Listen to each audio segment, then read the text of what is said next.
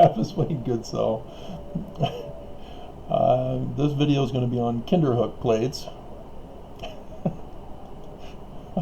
I don't understand why Wikipedia allows crap to be put on Wikipedia.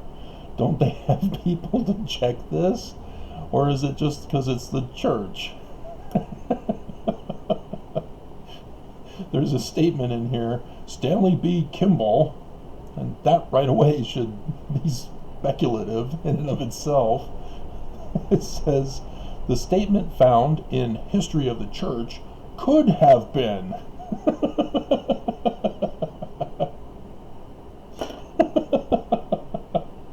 Oh yeah, it could have been a lot of things. It could have been a woman who wrote it. It could have been an ancient spirit in the form of a dog. It could have been a space alien. It could have been a block of cheese. Get that crap out of here. My hell.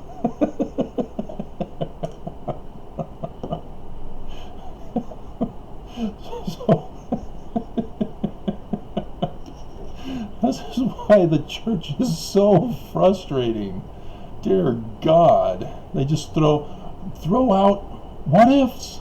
Could be, maybe, we don't know.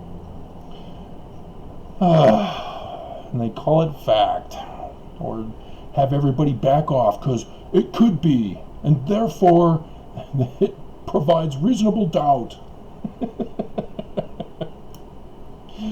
Oh, come on. Alrighty. So, the purported discovery.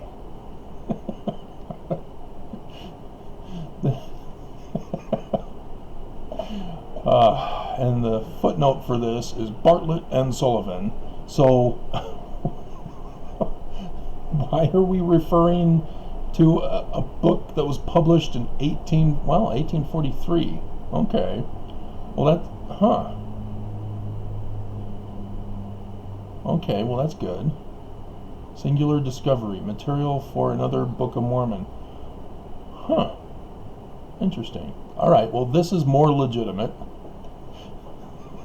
than Stanley B. Kimball. Could be. Dear God. So, what's 8? 8, it's also in 1843. Okay, good for you guys. Alright, so we can sort of trust what's being said here. So let's tell you what they say. Then we'll get into decipherment for you and how I learned through decipherment that these are fake. I shut the windows. I shut them. On 16 April 1843, a year before Joseph Smith was murdered, remember this, Wiley began to dig a deep shaft in the center of an Indian mound near the village.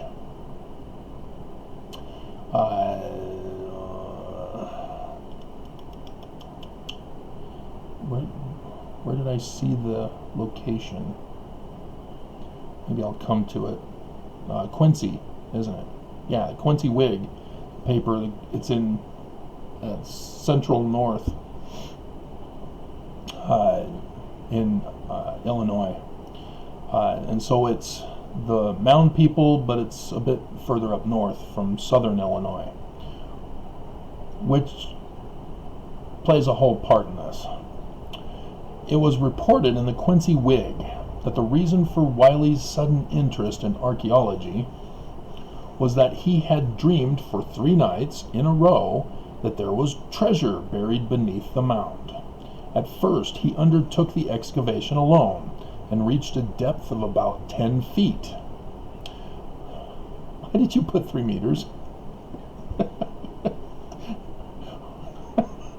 Let's just use all measurements and go back to a cubit. Anciently, 10 feet was a ken. Dear God. I mean, if you have to do feet, have it footnoted so people can click on a link and they can go to a conversion of feet to meters or whatever else. Before he abandoned the work, finding it too laborious an undertaking, on April 23rd, he returned with a group of 10 or 12 companions, 10 or 12, to assist him. They soon reached a bed of limestone, apparently charred by fire. Apparently, could be another 2 feet. Seriously? Down, they discovered human bones, also charred. Wait, no, no. Apparently charred and also charred are 2 different meanings. Oh dear God. Wikipedia. Shame. And 6 plates of brass of a bell shape, each having a hole near the small end and a ring through them all, and clasped with 2 clasps. A member of the excavation team, W.P. Harris, took the plates home, washed them, and treated them with sulfuric acid. Once they were clean, and yes, we have to have a link for sulfuric acid. Why not a bell shape? Once they were clean, they were found to be covered in strange characters resembling hieroglyphics. Oh, yeah, strange characters, hieroglyphics. Could be. The plates were briefly exhibited in the city and then sent to Joseph Smith, the founder of the nascent. Seriously? You have to put nascent? It's just... What?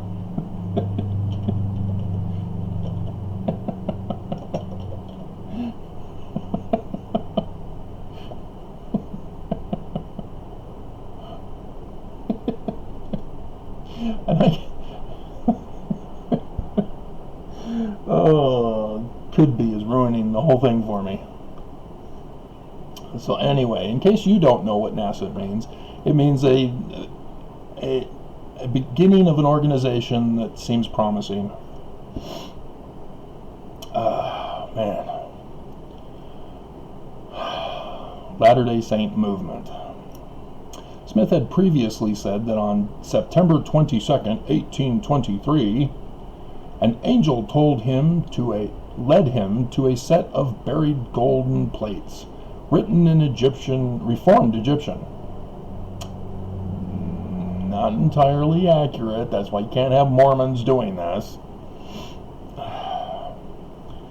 You see, kids, the Book of Mormon contained 3 different books that were separate from each other. One is the sealed portion, which Christopher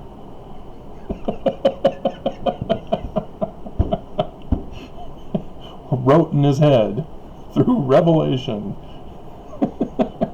which is actually a very good read, even though you need to understand it's fake. But it also contained the Book of Mormon, which is how the book is named, but this was the actual Book of Mormon on his plates, the abridgment of all the other plates he had with him, according to the text. And then there was the small plates of Nephi. Those were not Reformed Egyptian. We don't know what the sealed portion were in. So only the Book of Mormon was in Reformed Egyptian. But the small plates, pure Egyptian. Nephi tells us himself, the beginning of the book.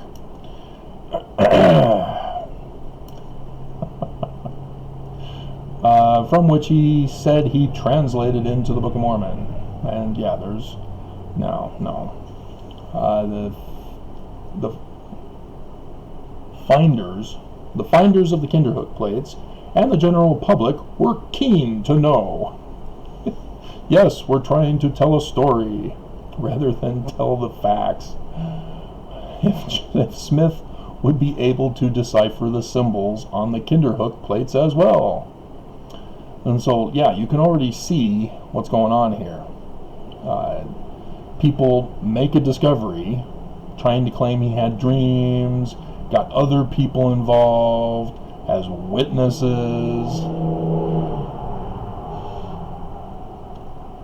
and they're completely following Joseph Smith's claim to finding the golden plates,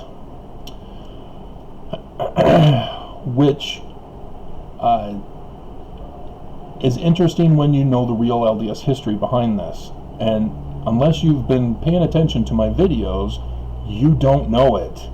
I know you think you know it. I know you've probably read Mormonism and the Magic World View, but you don't know the real LDS history. Trust me, it involves Knights Templar. Further south, in the caves, if you remember Joseph Smith talking about seeing plates in Egyptian in caves. Where were we? Let's see. The Times and Seasons, a Latter-day Saint publication, claimed that the existence of the Kinderhook plates lent further credibility. No! No! Oh no! They did it back then too. Oh man, no wonder Mormon apologists came up with this excuse. No! It does not lend credibility to the authenticity of the Book of Mormon. No! And then here we have an error. Parley P. Pratt, wrote that the plates contained Egyptian engravings. Oh, how does Parley know? Parley wasn't involved, other than part of his works had been plagiarized in the Book of Mormon, so that when he read it, he would go, hey, I like this stuff. It's almost as if I wrote this. I'm going to go get my church with Sidney Rigdon, who's the pastor, and show him and see if we can all join this organization. And so yes, if you're not paying attention to my other videos, you won't understand why this is so amusing to me. Parley P. Pratt did not know Egyptian. This was Joseph Smith telling him this. The genealogy of one of the ancient Jaredites. Pay attention, because this is hilarious. Joseph Smith is awesome. It's the genealogy of one of the ancient Jaredites back to Ham, the son of Noah. Did you catch it? There's several things involved here, but who was the birthright blessing son, and who was the one whose son was cursed because he saw his father's nakedness? And therefore did not have the right to the priesthood. Therefore, I'll get to it in a moment, but man, is that funny. Okay, Smith's private secretary, William Clayton, recorded that upon receiving the plates, Smith sent for his Hebrew Bible and lexicon. He got those in 1835. He intended to have a teacher teach him. The first teacher he went to didn't show, and so they had to go get another teacher. It was Rabbi Sykes, whose alphabet and grammar is the reason why Joseph Smith calls the firmament in the heavens Rakiyang rather than Rakia. And it's supposed to be a guttural ayin sound at the end, but good luck getting me to pronounce that correctly. It's I can't do that. So, yeah. That's where he had his Hebrew Bible and lexicon. Why he's sending for it?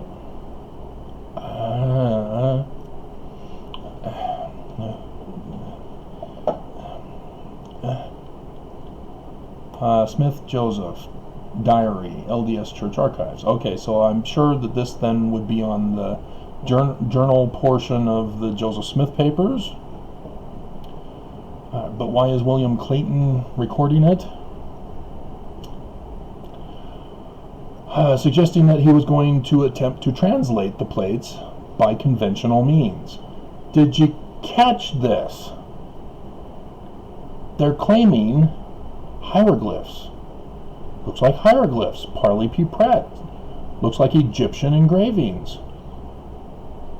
And Joseph instead says, get my Hebrew Bible and lexicon. Just see what he did there. Do you know what I'm talking about? We'll get to that too. This also shows Joseph Smith is an actual translator, even though he eventually found out that no, these are fake. Put down.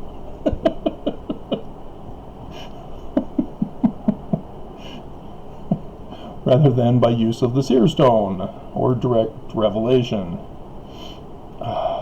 Yeah, Joseph never claimed to be a translator. He was revelator. Oh, John Gee, you're such a loser. On 1st of May, Clayton wrote in his journal. 1st of May, huh? I have seen 6 brass plates covered with ancient characters of language containing from 30 to 40 on each side of the plates. Pressed, I'm sure President J for Joseph Smith has translated a portion. John, are you listening? John, where are you? Come out of hiding. And says they contain a history of the person with whom they were found, and he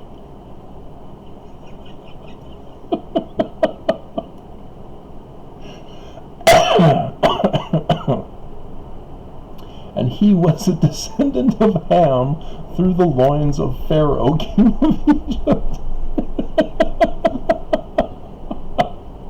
And he received his kingdom from the ruler of heaven and earth.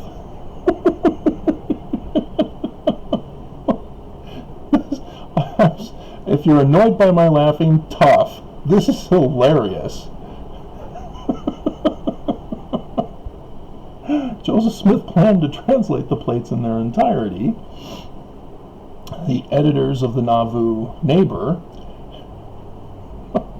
apostles, John Taylor, who murdered his brother, and Wilford Woodruff, who was promised in June 1843 article that the contents of the plates, together with a facsimile of the same, will be published in the Times and Seasons as soon as the translation is completed.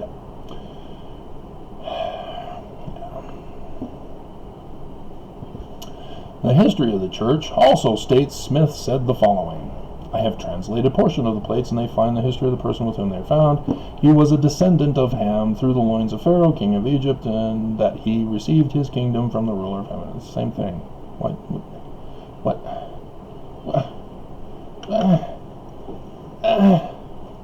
Why are you repeating information?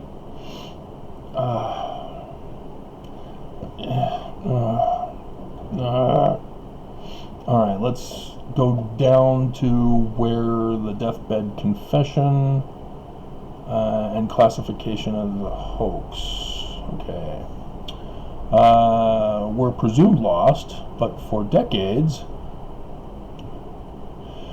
the church published them in our official history of the church, until they decided to do away with them as they were going to start on the Joseph Smith papers.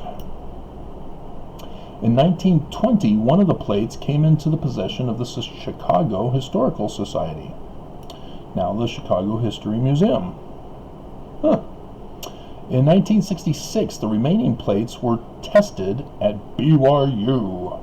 The inscriptions matched facsimiles on the plates published contemporaneously, but the question remained whether this was an original Kinderhook plate or a later copy. There you go. That's why you did give it to BYU. Oh, this may not be the original. It could be.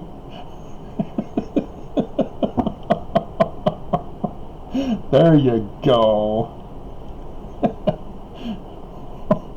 Though there was little evidence of whether the Kinderhook plates were ancient or contemporary fabrication. Oh my God.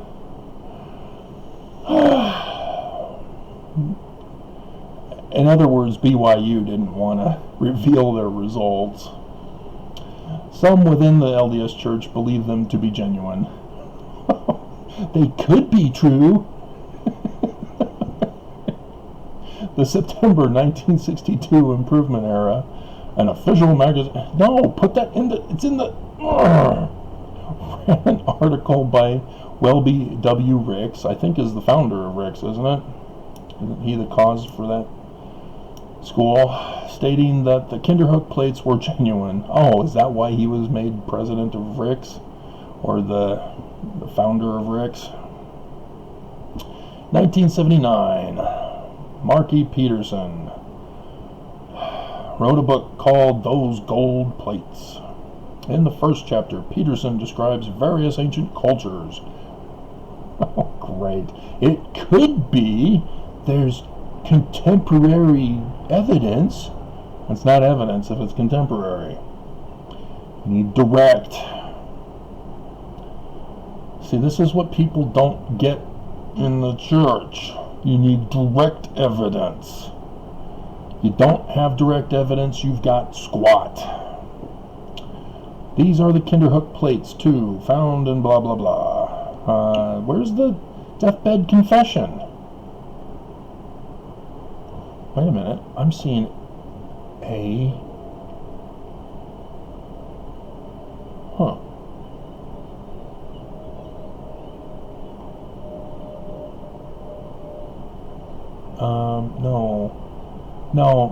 No. They're trying to claim that the boat picture or the cup picture is Joseph's translation. Oh, God.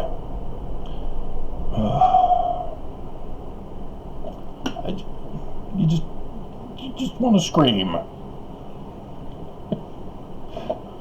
Dear God. Oh, man. Use microscopy.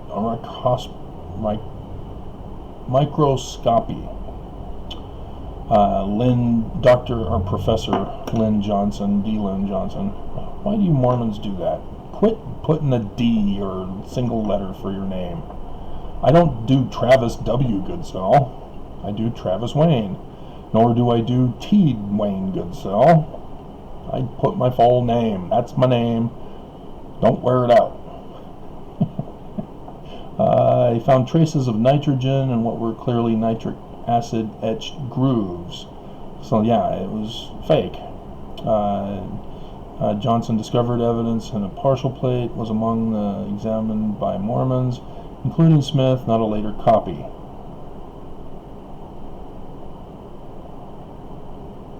Okay, good.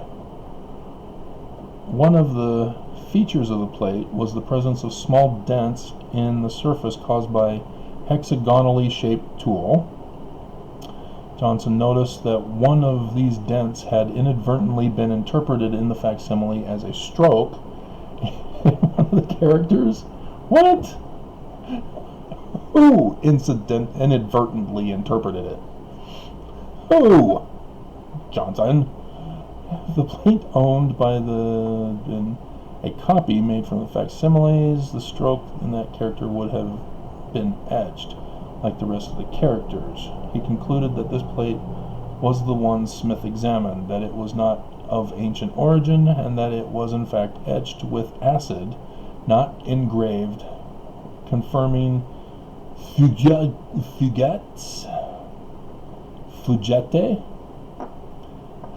fragile, 1879 description.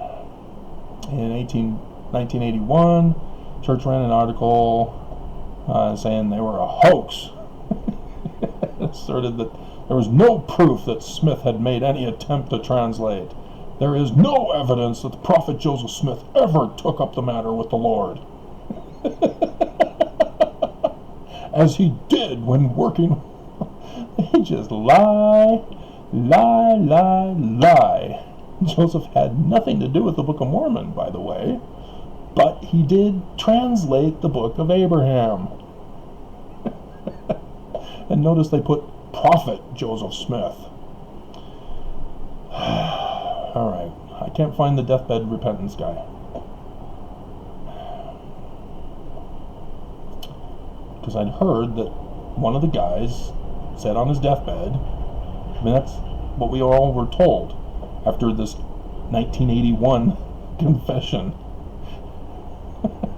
is that all of a sudden that other incidental material emerged. Oh yeah, one guy from his deathbed said it was a joke. Oh, here we go. It's in the background. Here we go. The purpose in creating the hoax has been debated. Okay. Pieces of copper. Wiley and I made the hieroglyphics by making impressions on beeswax and filling them with acid and putting it on the plates. Oh, Bill, you naughty boy. You naughty boy. He knew.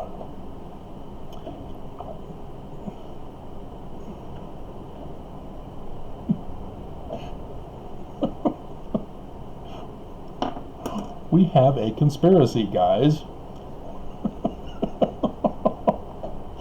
This is how there's somebody in the church who has been publicly going around telling people that this is how the Book of Mormon was made. Bill told me. Back in 2015, 16? Holy crap.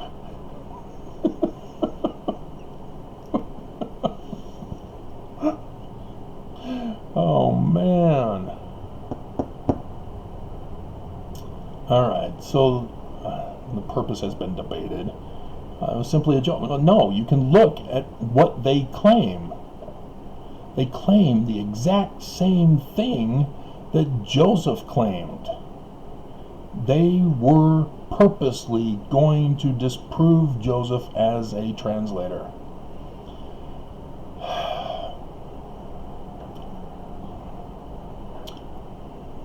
Okay. Alright. Unbelievable. So, having obtained a copy of these way back in the day, it took a lot of research to find these, but found them in my own copy of the church history. And so with the scanner that I had back then, I enlarged them to the size of a page so that I can get a closer look at examining the pictures. And did a whole charting and all of that. So that's what you need to do, is you need to look for patterns. That's the first thing you do. You look for patterns in the shape and in the form of the characters when you're trying to decipher an ancient language. Then you need to identify differences. What makes one character different from another character?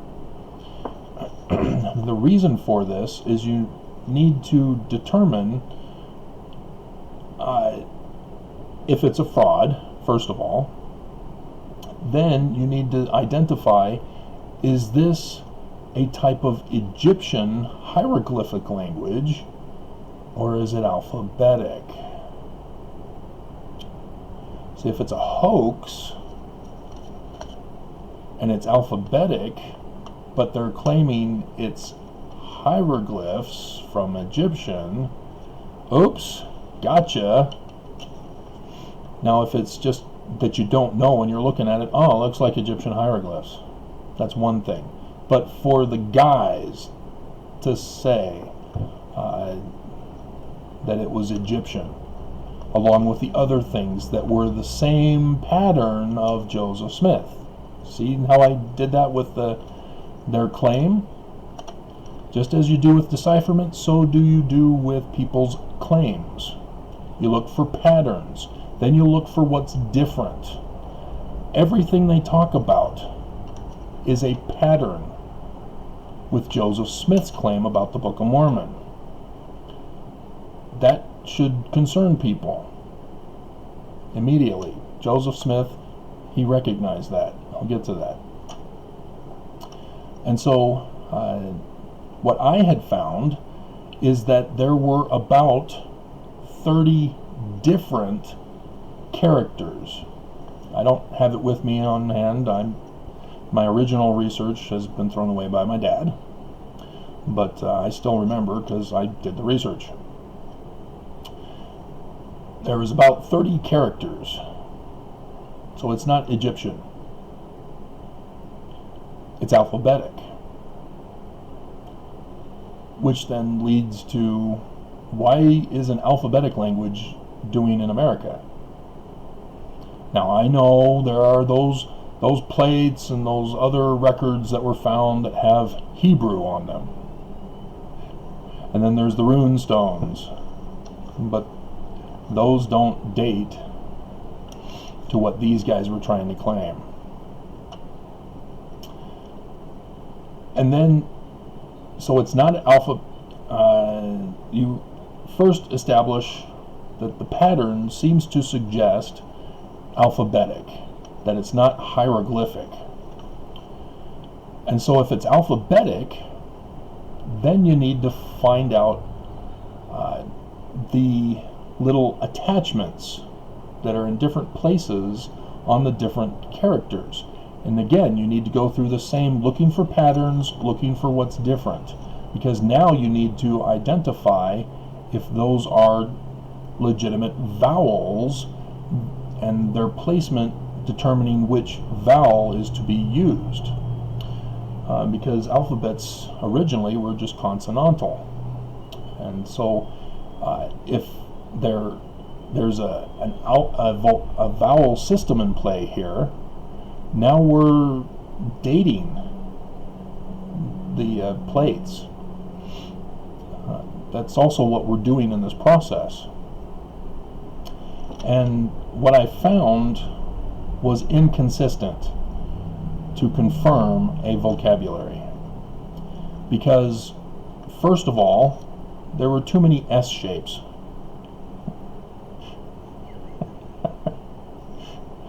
And those S shapes were not consistent. They were in different positions, rotated in different places. And those S shapes had too many vowel markings to be considered vowels. There's A, E, I, O, U, and then there's some others, but based on the 5, A, E, I, O, U. But there were too many for a recognizable vowel system. And so now fraud is rising up to the surface. See, I started just like Alma 32, starting in verse 28, tells me to. You believe, you trust that it is going to be true. But when you do the test and it falls short, doesn't sprout, word likened unto a seed, if it doesn't sprout, it's a fraud. It's fake news, it's a hoax, it's a lie. And so it wasn't working. And so now that I found out that it's a fraud, what do we do about Joseph Smith giving a translation? Is Joseph a fraud too? This is where it's important to know what Joseph Smith has written.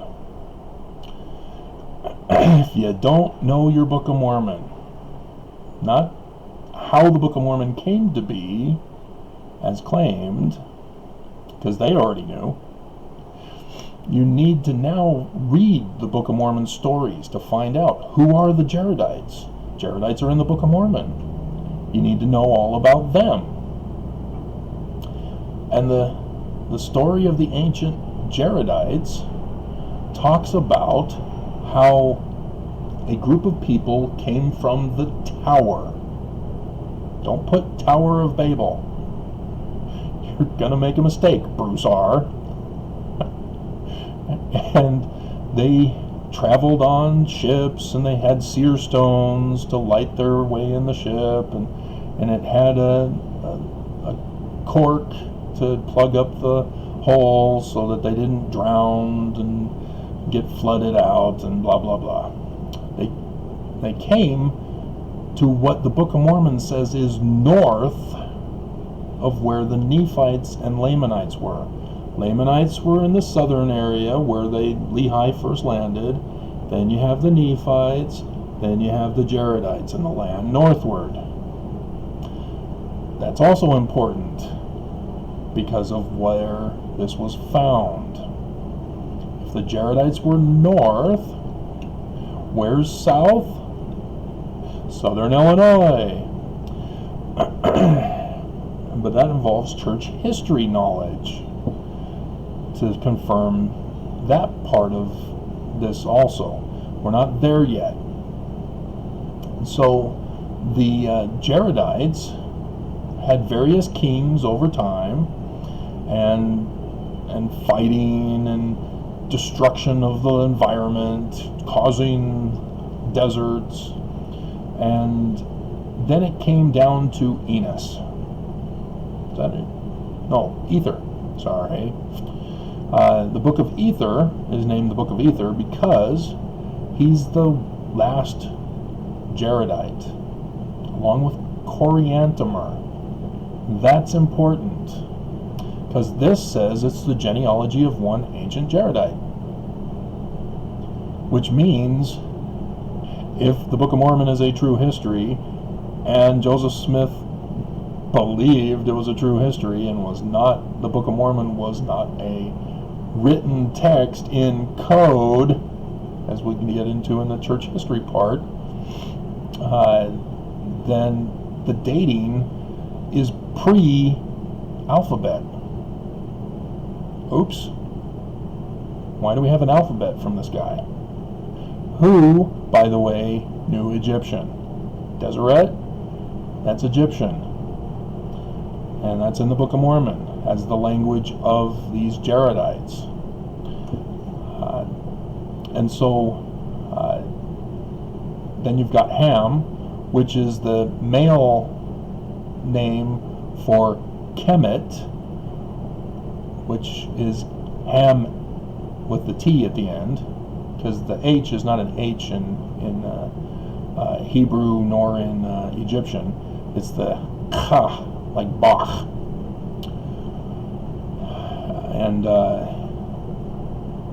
And so it's Cam. And that's Kemet is the name for Egypt, not Mitzrayim. That's an added son, which is why it doesn't recognize, it's not recognizable as an actual Hebrew word. Too many letters. And so you need to drop Mitzrayim from the names of the sons of Ham, because Canaan is the birthright blessing son, who is the Pharaoh, whose son, according to the Book of Abraham, is the first Pharaoh of Egypt, who is Nimrod in the Bible text. Even though Nimrod goes and founds Assyria.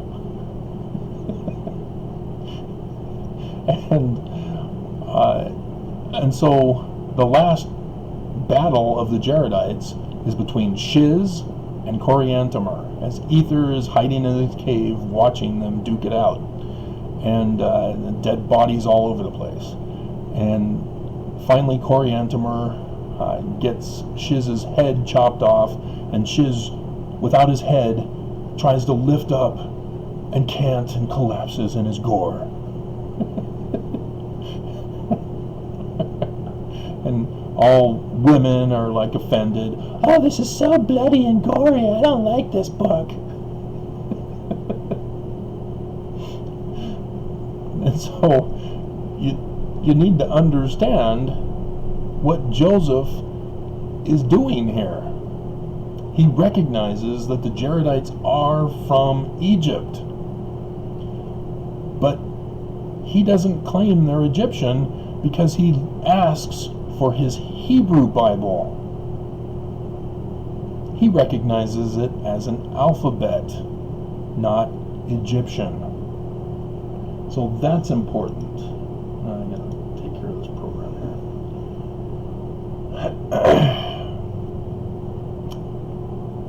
But when you understand the story about Ham and why he's cursed from the priesthood, as Mormons understand it through Joseph Smith. And so this Joseph Smith is saying,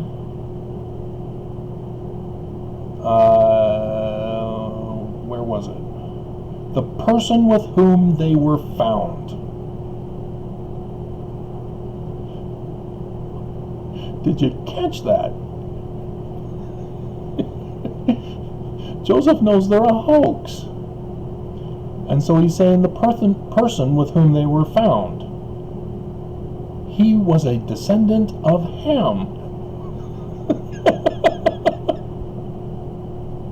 The ones of Pharaoh, king of Egypt. That is hilarious. And so, hold on a second.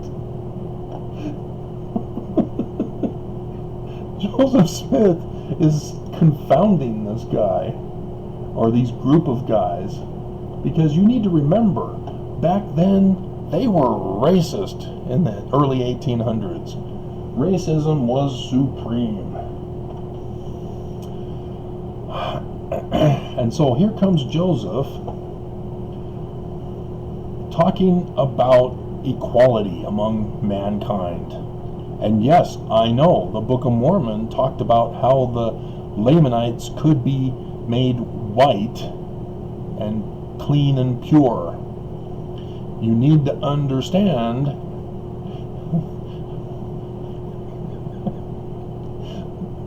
what they're encoding here, who they're calling Lamanites, who turned black, who were originally white. When scientists debunk this and say, no, the original pigment of mankind is black. But no, that's not what they're doing here. When you look at LDS Church history, are we ready to do that? No, we need to, okay. Yeah, okay, so Ham, cursed, and white supremacists all attribute Ham as black. And therefore, all Africans currently, therefore, are not human, they're evil, they're deniers of God, they're heathens, etc. Any and all abusive excuses to enslave and oppress and suppress and depress and oppress and etc. Blacks. And so here you see that Joseph Smith is claiming that the Jaredites, who are in central northern Illinois, had a person who wrote these plates who is a descendant of Ham. Now the Jaredites were extinct. Ether didn't have posterity, Coriantumr didn't have posterity, so it had to have been somebody prior to if this were all real. But it's a fake. Joseph Smith is purposely giving a translation not only to teach his corrected Bible information that he used the Book of Abraham and Book of Joseph papyri for, He was making lemonade out of lemons, which I don't really care for. I mean, I have lemonade myself. I was given some sugar, said, oh, yeah, I'll go buy some lemon juice.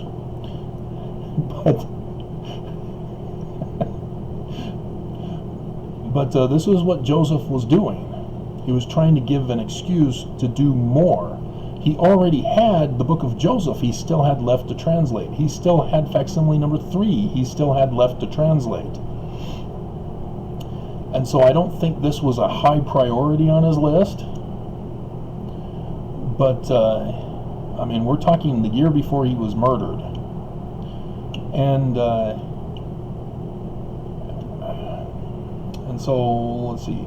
He received his kingdom from the ruler of heaven and earth.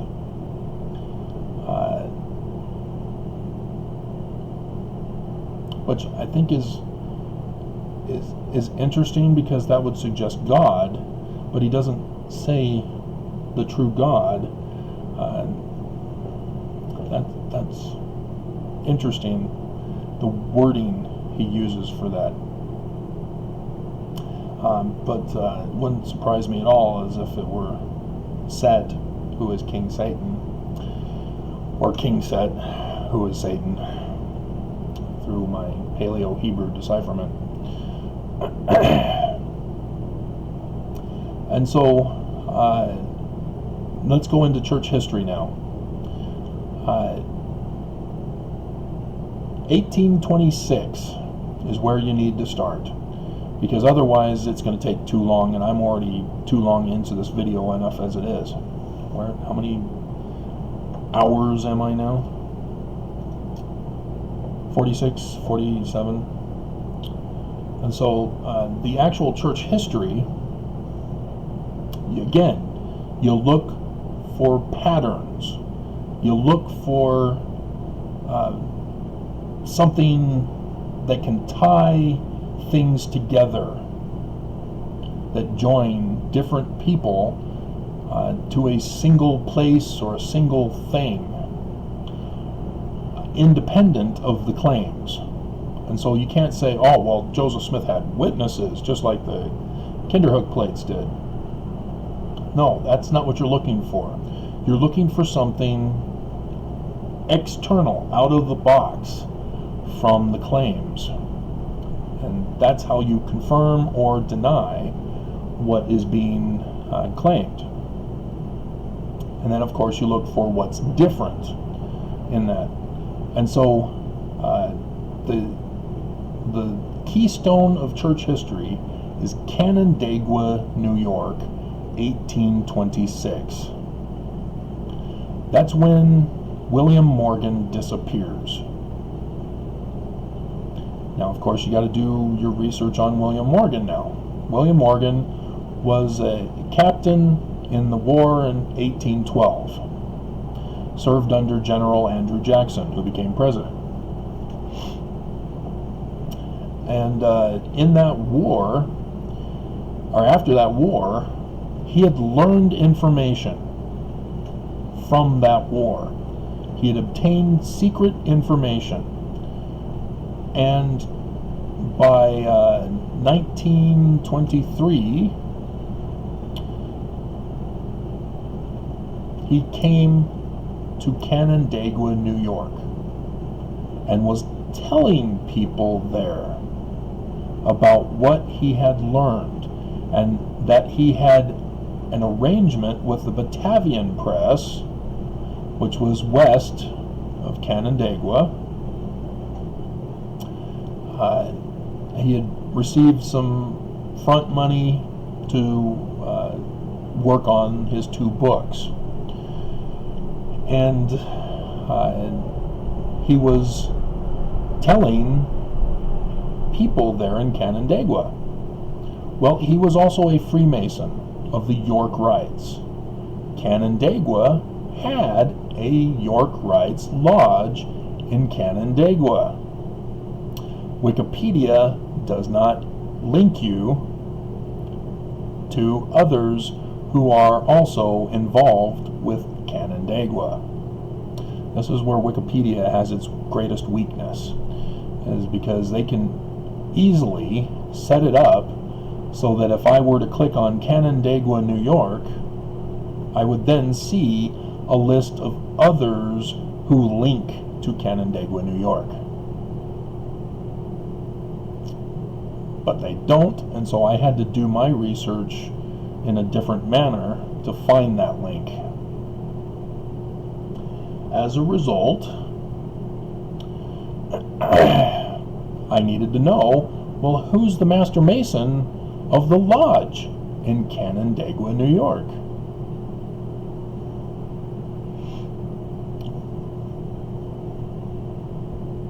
Joseph Smith Sr. Been such since 1818, not too long after they moved to Palmyra. He becomes a Master Mason of the new temple in Canandaigua, New York, which is just straight south of Palmyra. And after he becomes a Master Mason, all of a sudden, some guy says, hey, I got this farmland in Manchester. Is it Manchester? Do I want to spend more time looking it up for you? Do I still have you, or did I lose you with my laughing?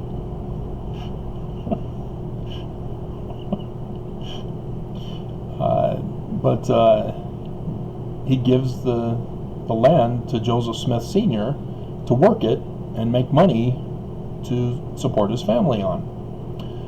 What a nice guy. If you read what became, according to the Batavian Press, William Morgan's book on illustrations of Masonry, it talks all about the role of the Master Mason.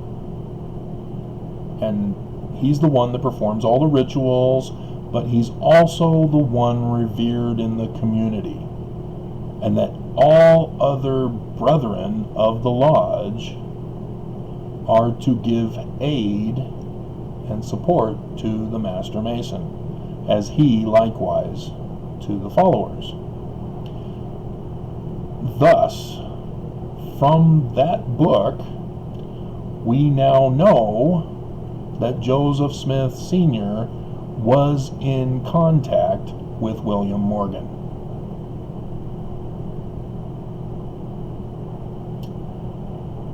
We also confirm this as Freemasons are the ones who go with David Miller of the Batavian Press to Niagara, New York, where he disappears. They were on trial, those Masons.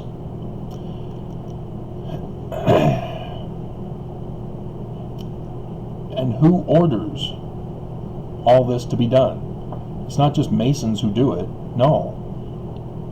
The Master Mason gives the orders. You guys, I want you to get him out of here, get him to Niagara Falls. We'll see if we can get him into Canada. Yes, sir. That's how it works. Joseph Smith was in charge of all of this. By the way, York Rites, highest level, Knights Templar. Knights Templar were the ones of Friday the 13th infamy, where the Catholic Pope, that one year, on October Friday the 13th, sorry, plotted to round up and murder all of the Knights Templar. And he failed, thank God, as many escaped. And there's reports, there's the Kensington Stone, right there just past the borders of the Dakotas into, is it Wisconsin? Or is that Minnesota? I think it's Minnesota and then Wisconsin. Yeah, because the election, Wisconsin, yeah. So Minnesota, then Wisconsin, then Michigan. So Minnesota,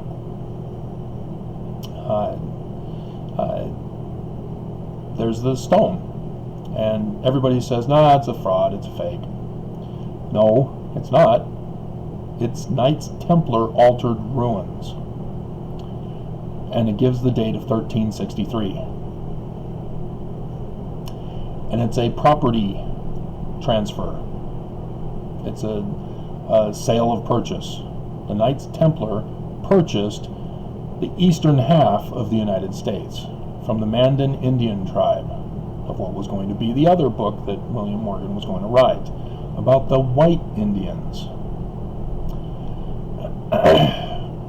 And so again, let me remind you about the Book of Mormon. How there's racist white supremacists all over the United States who are in business, who are in authority, who later go on to be Confederates of the South, who later go on to be KKK of the South. White supremacists.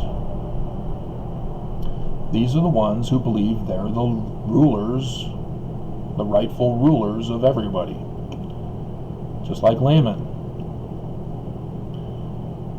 But because of their murderous intentions, their intent to enslave, they turned black in the Book of Mormon. What's the one thing that would infuriate a white supremacist? Is finding out in their DNA they're black. They're not the pure race. That's what the Book of Mormon was doing. It was to the Gentiles, the white supremacists, telling them, hey, these Native American heathens were once white, like us. They were from Jerusalem. But they were bad and turned black. How do you think that's going to sit with white supremacists? They're going to go, hey, I'm white. I better not be bad. I don't want to be black.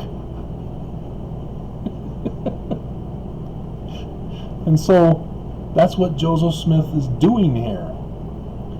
He's telling that these guys, thinking they're perpetuating a hoax, he's calling them black. For their thinking they're going to debunk Joseph Smith. And he says, the person with whom they were found, he is a descendant of black Ham through the loins of Pharaoh, king of Egypt, which Christians at the time believed was a heathen country of blacks. This is hilarious.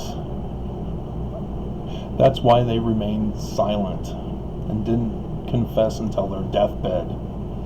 The one guy is because what do? They come out and say, "Oh, it's a fraud." Then Joseph says, "Yeah, I knew it was a fraud. I'm calling you evil." And so they didn't want to risk it. But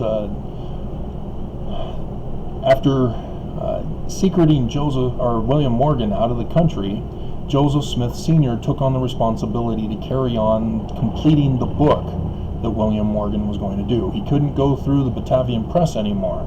They couldn't connect themselves together. They had to remain separate.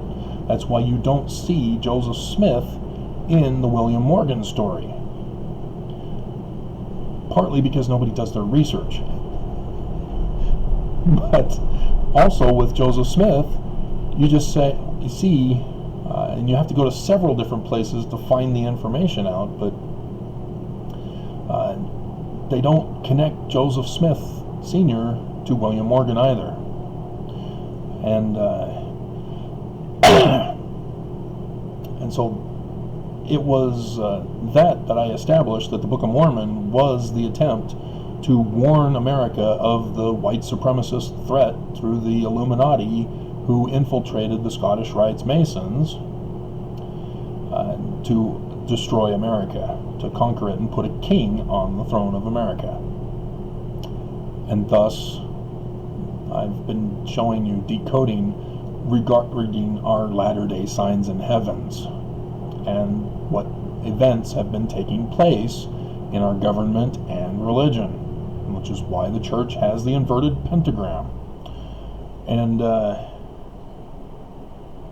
so, as Joseph Smith Sr. is now working on the Book of Mormon and all sorts of stuff that shows that the church history that Joseph Smith wrote was also coded. I mean, seriously, the Methodists are wrong, but then he goes and joins the Methodists and then is excommunicated because he's a glass looker. Yeah, so it's all encoded. It's not a real history. But how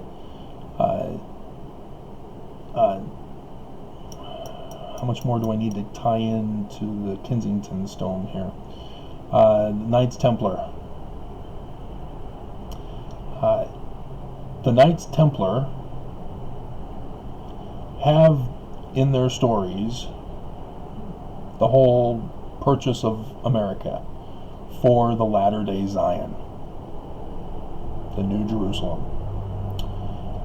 And they were attacked by the Pope because the Pope accused them of trusting in Egyptian treasure plates and in the gods of the Egyptians rather than the Trinity God and the Pope. That was his accusation against the Knights Templar. And so, yes, Southern Illinois, which is called Little Egypt, had found copies of Egyptian. So they know it's not Egyptian, and it does look like somebody had tried to trace Egyptian on their own. The Knights Templar, most likely. Could be. But yeah, they were known to have gone to those caves in the hill country there in southern Illinois to bury their treasure plates. That's the myth, that they're somewhere buried there and nobody can find them because it's a lot of land and a lot of places to bury things. There is a well, not the one that Joseph found his seer stones,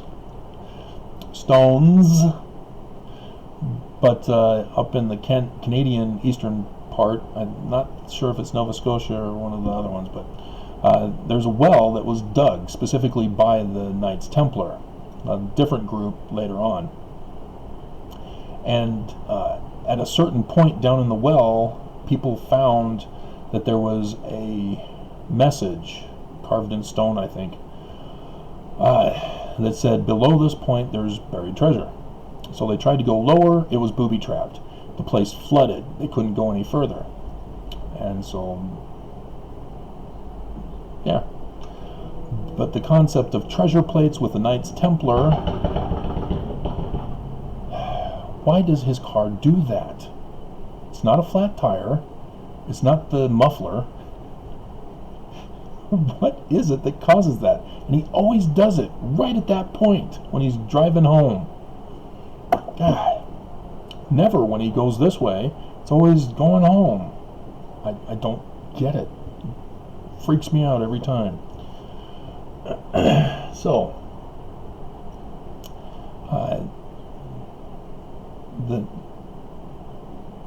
now the Book of Mormon. You have people involved in the York Rites with the highest degree of the Knights Templar who are involved in a publication of a book that says that it's buried treasure plates in Egyptian.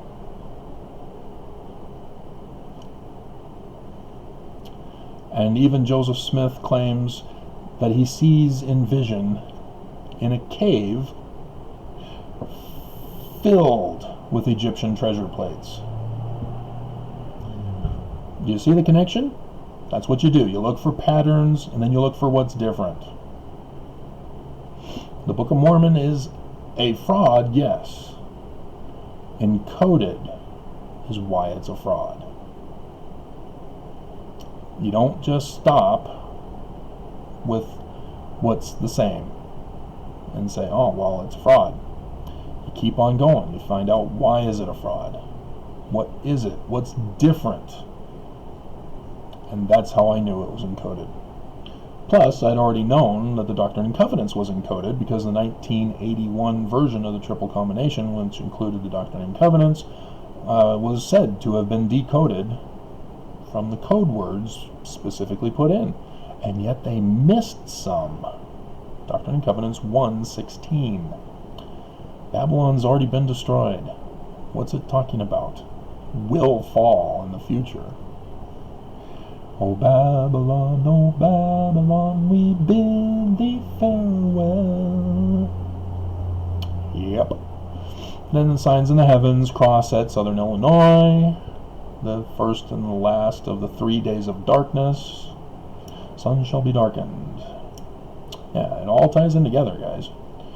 That's why the Holiness to Lord parchment was an Egyptian. Okay. Or not an Egyptian, it was a star chart. And so, yes, the Smiths knew all about signs in the heavens. And on the 22nd, into the 23rd of 1827, there was a sign in the heavens.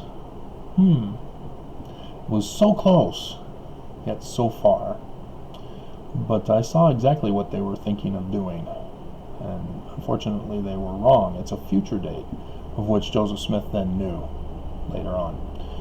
Not too later on, because when he finally got to the Joseph Smith revision of Revelation, he put in that he knew that it was a future date. And so, well, the Book of Mormon even. That was that was a replacement of the 116 pages. So yeah, they knew with the replacement, as Joseph Sr. is pissed with Joseph Jr. I gave you an assignment and you blew it. I don't care if your son died. This is important. Doctrine and Covenants, section 3. It's not the Lord who's pissed. The Lord. It's Lord of the Manor. It's encoded. And so, yeah, all of this ties in to the Kinderhook plates. You have to know your real church history, because the church isn't going to tell you the truth. You have to know Egyptian and Paleo-Hebrew decipherment.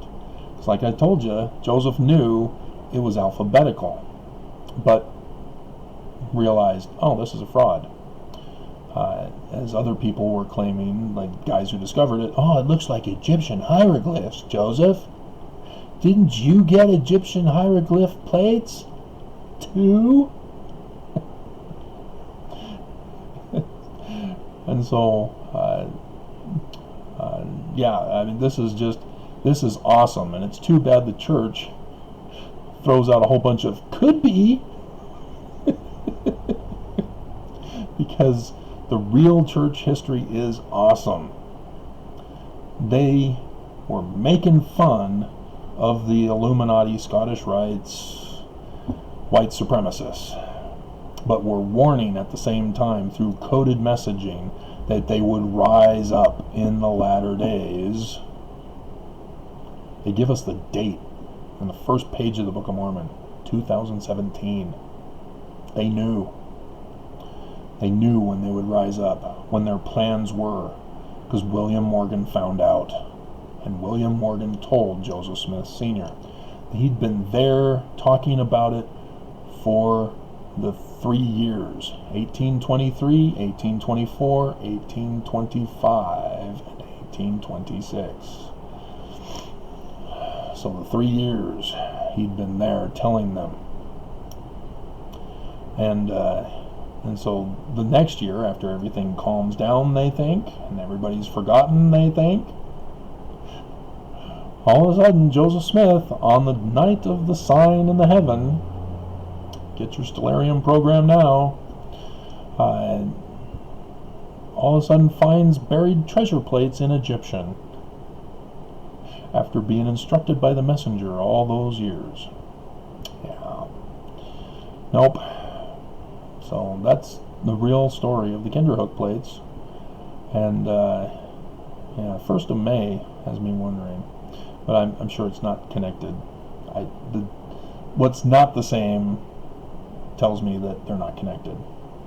But if more information should show up, then yeah, I can connect it to the Illuminati, whose founding was on the 1st of May, 1776. So, yeah, I think I covered everything here. Real church history is awesome. Joseph the Smiths, American heroes, and nobody knows it but me.